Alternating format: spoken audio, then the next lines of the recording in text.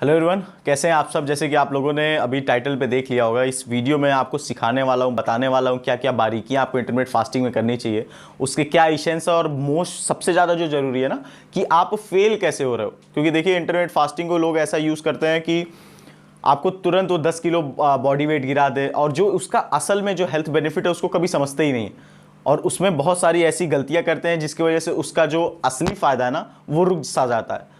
तो इस वीडियो में हम पूरी इंटरमिटेंट फास्टिंग के बारे में बात करेंगे, और ये इंटरमिटेंट फास्टिंग केवल उनके लिए नहीं है जिन्हें केवल फैट लूज करना है। देखिए इंटरमिटेंट फास्टिंग के इतने सारे फायदे हैं, खासकर मसल बिल्डिंग में और आपके लीन रहने में। लोग हमसे पूछा करते हैं भैया आप इतना लीन क्यों हो। मैं जो सच बात बताऊं, इंटरमिटेंट फास्टिंग एक ऐसा फॉर्मूला जो मैं खुद यूज़ करता हूँ 1.5-2 साल से लीन रहने के लिए, 10% के नीचे रहने के लिए। मुझे मेरे हिसाब से अगर हमसे पूछें तो थ्योरेटिकली और किसी बुक से नहीं, मैं खुद अपने एक्सपीरियंस से बताऊँ तो अगर आपको नेचुरली 10% से नीचे रहना बिना स्टेरॉइड्स के, आप बिना इंसुलिन इंडेक्स पे काम किए बिना उसको कर ही नहीं सकते, इम्पॉसिबल है।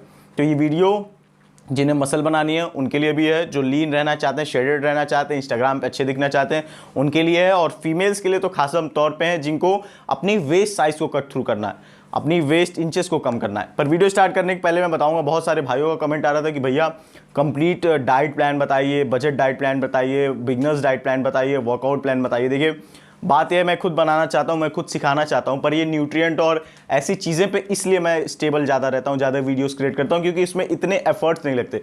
मैं खुद भी काफ़ी यंग हूँ, बहुत सारी पर्सनल ट्रेनिंग हमको देखनी रहती है, बहुत सारे भाइयों जो हमें इंस्टाग्राम पे टेक्स्ट करते हैं। देखिए एक और चीज़ बतानी थी, आप फेसबुक पे टेक्स्ट ना किया करिए, फेसबुक पे पूछिए, बिल्कुल पूछिए। मैं जब भी फ्री रहता हूँ अब तो आधा घंटा स्पेशली टाइम निकाल लें 24 आवर स्पैन में कि जवाब दे सकूँ। और मेरे भाई अब प्यार है या ट्रस्ट है मुझे नहीं पता, जो भी अच्छा है कि वो पूरी थ्योरेटिकली सब चीज़ बता देते हैं ऊपर से नीचे तक, क्या उन्हें चाहिए, क्या उन्हें जानना है। तो इसके लिए देखिए दिक्कत क्या होती है ना कि फेसबुक हमें प्रोवाइड नहीं करता वॉइस मेल वाला सिस्टम। आप अगर इंस्टाग्राम पे हमें टेक्स्ट करोगे तो उस पर वॉइस नोट रहता है, मैं जो टाइप करूँगा 10 मिनट लेगा, वो 2 मिनट में वॉइस नोट बना के आपको सेंड कर दूंगा। तो ये चीज़ें इसलिए इंस्टाग्राम पे टेक्स्ट करिए, और मैं जल्द से जल्द ये वर्कआउट और डाइट से रिलेटेड जो आपको एकदम सामने मैं बता सकूं कि ये डाइट है ऐसी, ये वीडियोस जल्द से जल्द बनाने वाला हूं, तो उसके लिए भी थोड़ा आप रेडी रहें देखने के लिए। और चलिए आइए वीडियो के पहले स्टार्ट कर। देखिए जो सबसे पहले फ़ायदा जो आपके इंटरमिटेंट फास्टिंग का है ना, कि वो आपको समझना पड़ेगा कि एक्चुअली वो है क्या। देखिए इंटरमिटेंट फास्टिंग आपको ये नहीं बताता कि आपको खाना क्या है, इंटरमिटेंट फास्टिंग आपको बताता है कि किस टाइम पे क्या चीज़ खानी है। इस चीज़ को समझिए। जो सबसे बड़े 2 मेजर फैक्टर्स, जो 2 चीज़ इसमें सबसे ज़्यादा इन्वॉल्व रहती हैं, वो है एक इंसुलिन, दूसरा ग्रोथ हार्मोन। देखिए ग्रोथ हार्मोन अब मेल्स के लिए क्या है, मसल बाइंड करने के लिए, मसल बिल्ड करने के लिए, आपको लीन रखने के लिए, मसल बनाने के लिए, प्रिजर्व करने के लिए एक सबसे इंपॉर्टेंट आपका हार्मोन है जो आपकी बॉडी बनाती है। अगर ये लेवल्स ऊपर रहेंगे, जो कि अच्छे इंटरमिटेंट फास्टिंग अगर लॉन्ग टर्म बेसिस पे करो तो 350% तक पुश हो सकते हैं। अब ये मैं नहीं कह रहा कि अगर कोई जैसे सपोज एग्जांपल लाइक मी, जिसके टेस्टोस्टेरोन लेवल एचजीएच अच्छे पहले से अच्छे हैं तो वो पुश होकर डबल हो जाए, ऐसा नहीं। जो लोग पहले से नीचे चल रहे हैं उनको ये 350% तक पुश दे सकता है। तो सबसे पहली चीज़ ये है।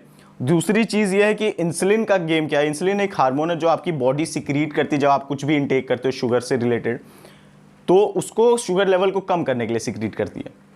इसकी दिक्कत क्या पड़ जाती है, जब काफ़ी सारा इंसुलिन सीक्रेट होने लगता है तो बॉडी एक कैटेगरी में आ जाती है जिसे इंसुलिन रेजिस्टेंस कहते हैं, या फिर हाई ब्लड शुगर लेवल आप समझो। अब उसके बहुत सारे नुकसान हैं। जो सबसे पहला नुकसान है कि अगर बॉडी में हाई इंसुलिन लेवल्स हैं तो वो क्या करेंगे कि आपके न्यूट्रिएंट का ऑब्जॉर्प्शन रुक देते हैं। जैसे आपने सपोज आज मैंने पोस्ट वर्कआउट मील में 8 अंडे खाए, फॉर एग्जाम्पल 8 अंडे खाए बॉयल, उसके जो प्रोटीन आपको चाहिए होंगे बॉडी को, जो आपके अमीनोस चाहिए होंगे ल्यूसीन वगैरह, वो आपकी सेल तक पहुंचेंगे ही नहीं। और इसका रीज़न क्या है, इंसुलिन रेजिस्टेंस। तो अब पैंक्रियास सोचता है कि भैया इतना इंसुलिन बॉडी को मिला नहीं, तो वो और भेजने लगता है, और एज अ सर्कल ये काम करता है कि इंसुलिन इतना ज़्यादा बढ़ जाता है, जबकि जहाँ उसको चाहिए कि सेल्स में पहुँचे वहाँ वो पहुँचता ही नहीं, क्योंकि इंसुलिन रेजिस्टेंस पे बॉडी आ जाती है और पूरी बॉडी में इंसुलिन की मात्रा बहुत बढ़ जाती है, ब्लड शुगर लेवल बढ़ जाता है। और इसका सबसे बड़ा इंपैक्ट आपको 2 तरीके में दिखता है। पहला तो बेली फैट बढ़ने लगता है, डायरेक्ट बेली। अगर आप की बेली, ऐसा ह्यूमन जरूर देखा होगा आपने कि पूरी बॉडी हाथ बड़े नहीं है, पैर वैर बड़े नहीं, बस बेली एरिया में काफ़ी फैट एक्यूमुलेट हो गया। इसका 2 रीज़न है, एक तो फैटी लीवर और दूसरा इंसुलिन रेजिस्टेंस। और दोनों kind of same he reason हो गए, बस हल्के फुल्के पार्शियल डिफरेंसेस हैं। तो इंसुलिन रेजिस्टेंस यहाँ इतना मायना रखता है। अब इसको तोड़ता कैसा इंटरमिटेंट फास्टिंग, देखिए जो कई बारीकियों के बारे में मैंने कहा ना सिखाऊंगा। देखिए सबसे पहले आपको ये समझना पड़ेगा, जो सबसे अक्सर लोग गलती करते हैं कि आज हमसे सुना ये इंटरमिटेंट फास्टिंग, सपोज आप देख रहे हो, आज तक अगर कभी किसी ने नहीं किया, सीधा 16 घंटे पे चले जाएंगे कि अब मैं 16 घंटा कुछ खाऊंगा ही नहीं। अब बॉडी इतनी यूज टू नहीं है आपके, बॉडी क्या करेगी, मसल ब्रेकडाउन करने लगेगी। और ये 16 घंटे वाली चीज़ क्या है ना, अगर आप कर पाओ तो कर लो, पर स्टिल नहीं करना चाहिए। 12 घंटा, 14 घंटा, 13 घंटा से स्टार्ट करो, खासकर रात के टाइम से। कि आप अगर 9 बजे रात में खाना खा रहे हो तो कोशिश करो अगले दिन सुबह 9 बजे खाओ, बीच में कोई स्नैकिंग नहीं। तो ऐसे स्टार्ट करना चाहिए। बेसिकली जो समझदार होगा वो समझेगा कि बॉडी के हार्मोन्स, जो हंगर हार्मोन्स है ना, वो आपको परेशान करेंगे खाना खाने के लिए, जो कि आप नहीं समझोगे तो 10 दिन मोटिवेटेड रहोगे, 11वें दिन तोड़ दोगे। और तब तक इंटरमीडिएट काम नहीं करेगा जब तक इसे लॉन्ग टर्म 2 महीने 3 महीने के पहले आपको कोई इंपैक्ट आने वाला नहीं है। क्योंकि ये कोई ऐसा फैट बर्नर नहीं है कि 50 कैलोरीज आपके जिम में एक्स्ट्रा बर्न करवा दिया, ये आपके इंटरनली आपको फिट कर रहा है। लोग सोचते हैं कि कैलोरी बर्न कराएगा इंटरमीडिएट, जबकि इसका असली फायदा आपके HGH लेवल, इंसुलिन, ऐसे चीज़ों पे वर्क करना जो आपको इंटरनली इतने फिट कर देंगे कि आपकी 100 कैलोरीज उसके सामने कुछ भी नहीं है। तो सबसे पहले अगर इंटरमीडिएट आपको स्टार्ट करना है तो आप अपने बेसिक लेवल से स्टार्ट करिए। 16 घंटे पे स्विच ना करिए, क्योंकि 16 घंटे पे आप 10 दिन करोगे, 11वें दिन जहां मोटिवेशन उतना नहीं रहा आप तोड़ दोगे, 12वें दिन का तो भूल ही जाओ फिर। तो सबसे पहले ऐसे फास्ट वर्क करना है। अब इंसुलिन रेजिस्टेंस काम कैसे करता है, देखिए इंसुलिन ब्रेक कैसे करता है। देखिए सपोज आप अगर मील्स कम कर दोगे, कट थ्रू कर दोगे, तो जो इंसुलिन आपकी बॉडी, जो मान लीजिए सपोज आप 5 बार खाना खा रहे थे, अक्सर मैं जो जिन भी लोगों को ट्रेनिंग देता हूँ कोई भी 5 से 6 से कम खाना नहीं खाता है। देखिए आप 2000 कैलोरीज को 5 बार में खाओ और 2000 कैलोरीज को 2 और 3 बार में खाओ, ज़मीन आसमान का फ़र्क है।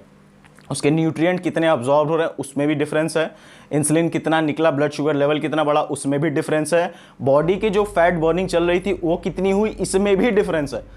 ये अभी बड़े मेजर डिफरेंसेस मैं बता रहा हूँ क्योंकि उस टॉपिक पे हमें बात नहीं करना है, इस पर इंटरमीडिएट चल रहा है। तो अगर आपको इंटरमीडिएट फास्टिंग स्टार्ट करनी है तो सबसे जो बेसिक मिस्टेक आप पे ध्यान देनी है कि आपको डायरेक्ट पुश नहीं करना है 16 या 18 या 20 घंटों पे। आपको इस चीज़ को समझना है कि आपके हार्मोन्स लेवल इसे अलाउ नहीं करेंगे। आप मोटिवेट होकर डेडिकेशन में 10 दिन, 12 दिन, 15 दिन, मैं कह रहा हूँ 20 दिन फॉलो कर लोगे, but what about the 21st day, आप वहाँ फेल होगे। और इंटरमीडिएट जैसी ऐसी चीज़ें हैं कि इसे आप लॉन्ग टर्म पे ऐसा रखना है आपको कि ये आपके दिनचर्या के बीच का एक रूटीन हो, आपके रूटीन में एक बहुत इंपॉर्टेंट हो, जिसे आप through out your life follow कर रहे हो। तो आपको सस्टेनेबल रखना पड़ेगा। आप अपने हिसाब से, आपकी डेली रूटीन के हिसाब से, सपोज आप अभी रात में नाइट शिफ्ट कॉर्पोरेट जॉब कर रहे हो, तो कैसे करोगे इंटरमीडिएट फास्टिंग, आपको you need food to work ना। तो इस चीज़ को समझिए और उसे ऐसे प्लेस करिए कि आप लॉन्ग टर्म पे, भले आप 12 ही घंटा करो, ना करो 20 घंटा, ना बनो युवराज सिंह फिट, आप 12 ही घंटा करो, 14 घंटा रहो, एटलीस्ट आपको इंटरनली ये फिट तो रखेगा, आपके HGH को पुश तो करेगा, आपकी इंसुलिन को तो तोड़ेगा। और यही 2-3 ऐसे बड़े इसके फायदे हैं ना जो आपके बहुत सारी बीमारियों से बचाएंगे। भूल जाओ अभी मसल बिल्डिंग। तो इस चीज़ को समझिए, डायरेक्ट 16-18 पे ना करिए, क्योंकि आपके जो हंगर हार्मोन्स है ना इसको अलाउ नहीं करेंगे। जो दूसरी सबसे बड़ी मिथ है कि सबसे बड़ा कि फैट जो है ना, फैट इन सेंस की न्यूट्रिएंट वाला फैट आपको फैट बढ़ा देगा, जबकि ऐसा कुछ भी नहीं है। फैट, अगर मैं कहूँ आपको नेचुरली अगर लीन रहना है ना, तो जो one of the most important चीज़ रहेगा आपको खुद को कंज्यूम करने के लिए, वो फैट रहेगा। क्योंकि फैट की जो इंसुलिन इंडेक्स है ना वो बहुत कम है, जबकि सबसे ज़्यादा तो आपका फैट प्रोटीन आपको पुश करवाता है। इंसुलिन आपको प्रोटीन डालता है, अगर आप बॉडी में प्रोटीन ले रहे हो तो सबसे ज़्यादा इंसुलिन स्पाइक वहीं मिलेगी। तो फैट आपको यहाँ से बचाएगा। और जो दूसरा इसका सबसे बड़ा फ़ायदा है ना कि ये आपके हंगर हार्मोन्स को कंट्रोल करता है, ये आपको भूख नहीं लगने देगा, ये आपकी एपेटाइट तोड़ेगा। अगर आप सपोज 3000 कैलोरीज खा रहे थे तब आपका पेट भर रहा था, आप धीरे धीरे करते 2700, 2800, 2900 पे आ जाओगे। उससे 100 कैलोरीज का खुद से हुआ डिफरेंस ना आपको बहुत सारी चर्बी और बहुत बड़ा कैलोरी डेफिसिट क्रिएट करवाएगा। तो फैट को कंज्यूम करना स्टार्ट करें। अब एक और जो बहुत मेजर मिस्टेक मैं लोगों की देखता हूँ कि मील्स के टाइमिंग में बड़ा इशू देते हैं लोग। आप अगर 8 घंटे, सपोज आपने 16 घंटे जो सबसे ज़्यादा यूज़ होता है आपने वो किया ना, तो 16 घंटे के बाद जो 8 घंटे उसमें लगातार आपको मील्स कंज्यूम नहीं करनी है। आपको ये चीज़ समझना है कि आपको अपने 16 घंटे की मेहनत को बर्बाद नहीं करना। देखिए 16 घंटे आपने मेहनत ही इसीलिए किया है कि आप नेक्स्ट जो आपको मील कंज्यूम करने से मतलब है उसको ओवर ईट नहीं करना है। मैंने बहुत जगह ये देखा है, सुना है, लोग कहते हैं कि 16 घंटे कुछ ना खाओ और बाकी 18 घंटे जो मन जैसे मन खाते रहो।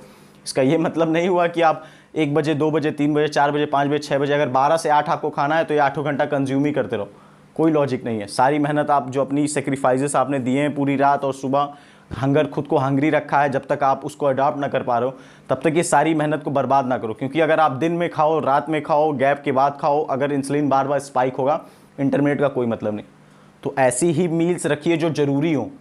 अगर आपको चाय पीनी ही है तो अपने मील के पास पीजिए। अगर आपको कॉफ़ी के एडिक्ट क्या कहेंगे, सब लोग पीते हैं, तो अगर आपको वो चाहिए ही चाहिए तो अपने मील्स के आसपास रखो, अपने पहली मील में रखो, अपनी दूसरी मील में रखो, अपनी तीसरी मील में रखो, पर उसी टाइम फ्रेम के आसपास रखो। आप ये समझो कि मेरे पास 45 मिनट ही है, 30 मिनट अगर कोई सीरियस है, और अगर कोई बिगनर है तो कोशिश करे कि 8 बजे अगर उसको खाना कंप्लीट करना है तो 7 बजे चालू करे और 8 बजे तक इसमें चाय पी ले, कॉफ़ी पी ले, अगर कोल्ड ड्रिंक पीनी है तो वो भी पी ले। पर ये जो स्पैन है ना कि खाने से 1 घंटे पहले कोल्ड ड्रिंक पीऊँगा या कॉफ़ी पीऊँगा, उसको कोशिश करिए दबाएं। ये एक बहुत मेजर मिस्टेक है। आप कोशिश करिए वो टाइम फ्रेम एक पास रहे, भले आपको चाय ही पीना हो अपने मील्स के अलावा, पहले चीज़ तो कोशिश करिए पिए ही ना, पर स्टिल अगर आपको सस्टेनेबल बेसिस पे आपको ये चाहिए तो आप कंज्यूम करिए। अब देखिए, अब जो एक और बात है कि इसे मील्स वाइज कैसे सेट करें। मैं तो जितने जो सीरियस लोग हैं, जिन्हें सीरियस में अपनी फिटनेस को, वेस्ट लाइन कम करनी है, 6 पैक्स चाहिए, बाइसेप्स बड़े करने हैं, ऐसे लोगों को मैं हमेशा कहता हूं कि मील्स को बड़ा रखें, कम रखें, 2 मील्स रखें। फॉर फीमेल्स ये 3 मील्स 4 मील्स तक जा सकता है। पर अगर आप ये कर पा रहे हो, आप अपने सेक्रीफाइस बेसिस पे अच्छा वर्क कर रहे हो, तो कोशिश करो कि इसको भी मील्स को कट डाउन करो और केवल वही मील लो जो ज़रूरी हो। आप 2000 कैलोरीज को ईजिली 2 मील में ले सकते हो, 3 मील में तो ऑब्वियस आसानी से ले लोगे। तो अपने मील्स में ऐसी फूड्स को रखें जो आपको हंगर ना आने दे, जैसे कि आप वेजीज़ वगैरह यूज़ कर सकते हैं, आप फाइबर को कंज्यूम कर सकते हैं जो आपको भूख को तोड़े और लो इन कैलोरीज रहे, जो कि वेजीज़ और इन सब के अलावा ऐसी बहुत रेयरेस्ट चीज़ें हैं जो आपको बहुत लो कैलोरीज में अच्छा रिटर्न दे पाएँ। तो इन सब चीज़ों पे वर्क करें और समझें आपका कोई मसल लॉस नहीं होने वाला है। आप अच्छा, हाँ, अब इतना हो गया, बता दो। देखिए, लोग कहते हैं इंटरमिटेंट फास्टिंग से मेल्स की मसल लॉस भी हो सकती है। देखिए, बात को समझिए, जहाँ पे आपका HGH और टेस्टोस्टेरोन लेवल ऊपर है ना, वैसे ही आपकी मसल लॉस होने के चांसेस पहले से बहुत कम हो जाते हैं।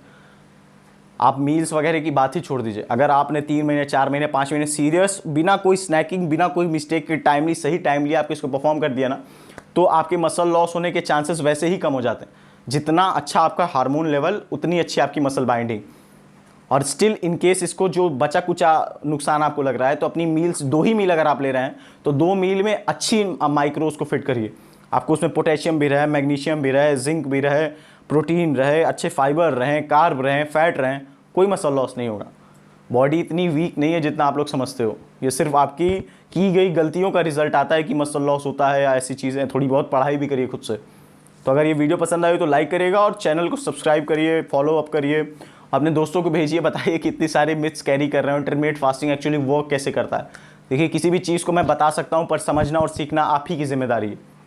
तो उस पर वर्क करिए। अगर कुछ अच्छा फिट रहना है, फिट रहना बहुत ज़रूरी है। अगर फिट रहना है तो आपको अपने रूटीन में इंटरमिटेंट फास्टिंग एक बहुत अच्छा सजेशन है जो आपको रखना ही रखना पड़ेगा। वो अभी आप मेरे से सीख लो या आपकी 40-50 एज क्रॉस करते डॉक्टर्स आपको कराएंगे तो आप देख लो। मिलते हैं अगली वीडियो में।